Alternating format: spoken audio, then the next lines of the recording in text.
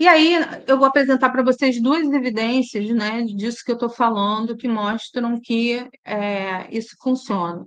Um é um estudo meu, de um trabalho meu com uma aluna, na verdade, é o trabalho dela, né, da Jaqueline Batista Costa, do mestrado dela, foi publicado na Temas de Psicologia, e a gente investigou os perfis de pais leitores.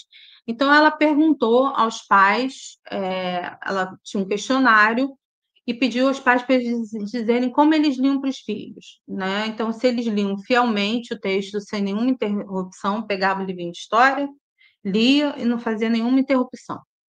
Ou se eles liam fielmente com interrupções para explicar o vocabulário, o sentido do texto. Então, estou lendo fielmente o texto lá, mas quando eu vejo uma palavra que a criança não sabe, ou eu acho que aquela parte está difícil para a criança, eu paro e explico. A outra era a situação, adapta o que está escrito para a linguagem que a criança possa acompanhar, não sendo fiel ao texto. Então, em vez de eu ler o texto, eu conto a história, né? Então, eu leio lá, mas eu conto a história, eu não leio a linguagem escrita. E a gente tinha uma categoria de outros, porque podia ser que os pais fizessem outras coisas, tá? E o que aconteceu é que nós tínhamos 39 mães e suas crianças, foram todas as mães que responderam, né? As crianças, 21 dos pais caíram na categoria 1, 15 pais na categoria 2, desse da interromper e explicar, 3, um adapta o que está escrito, não sendo fiel ao que está escrito no texto, e o 2 em outros. Gente, eu fiz um erro aqui, tá? Vocês vão ver no outro slide. Na verdade, eu inverti. O ler fiel sem interrupção é um pai só, tá? Eu peço perdão para vocês. Eu fui mudar isso ontem e eu errei. Na verdade, a maioria dos pais caiu aqui, olha. Ler o texto fielmente, com interrupções, foram 21, e adapta o que está lendo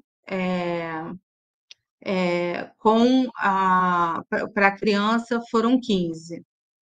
O que aconteceu? Na hora de fazer a estatística, a gente teve que eliminar essa linha em que tinha ler sem interrupção, porque só tinha uma pessoa, e isso não dá variabilidade, e também os outros. E a comparação foi feita entre quem lê o texto fielmente, fazendo as explicações, e quem lê sem levar em conta o texto, tá?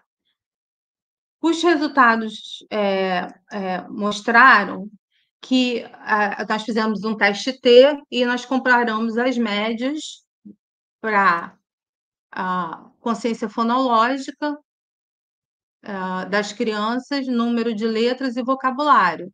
E aí vocês vão ver que, no caso dos pais que expandiam a linguagem, nós tivemos uma diferença significativa, ou seja, a consciência fonológica dos pais que paravam para expandir a linguagem e liam texto das crianças era maior. A mesma coisa aconteceu com o vocabulário. As crianças que os pais paravam para ler e expandir a linguagem, mas se mantinham fiel ao texto, tinham um vocabulário melhor.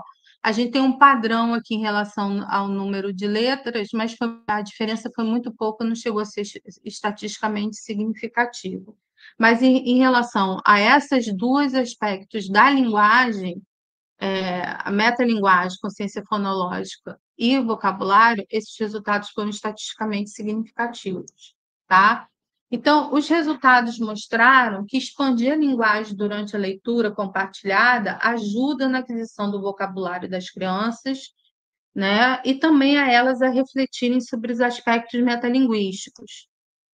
E nossas conclusões são que o contato com a língua escrita ajuda no desenvolvimento linguístico, e esse contato deve manter as estruturas originais do texto, né? Não você lê sem, manter essas estruturas